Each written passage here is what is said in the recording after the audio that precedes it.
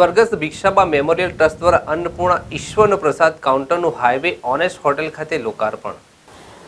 National highway ઉપર રાહદારીઓ, વાહન ચાલકો તેમજ સ્થાનિક લોકો માટે પાણીની પરબ કે શુદ્ધ પાણીનું ફ્રીજની સેવાકીય અભિગમ આપણે જોયો છે, પણ હાઈવે ઉપર જરૂરિયાતમંદોને વિના મૂલ્યે સાત્વિક ભોજન પણ મળી રહે તેવા આશય સાથે સ્વર્ગસ્થ ભિક્ષાબા મેમોરિયલ દ્વારા અન્નપૂર્ણા ફ્રીજ કાઉન્ટરનું લોકાર્પણ કરવામાં આવ્યું છે।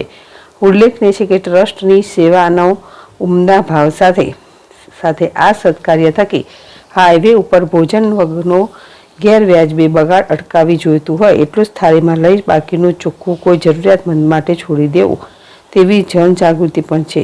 આ તક પૂર્વ કેબિનેટ મંત્રી આઈ.કે. જાડેજા, અજયરાજસિંહ જાડેજા તેમજ ધાંગધ્રા ભાજપ શહેર એવં ગ્રામ્ય સંગઠન પાલિકા શાસક બોડી જિલ્લા ભાજપના હોદ્દેદારો તેમજ ધાંગધ્રા શહેર ભાજપના કાર્યકરો મોટી સંખ્યામાં આ લોકાર્પણના સહભાગી બન્યા હતા।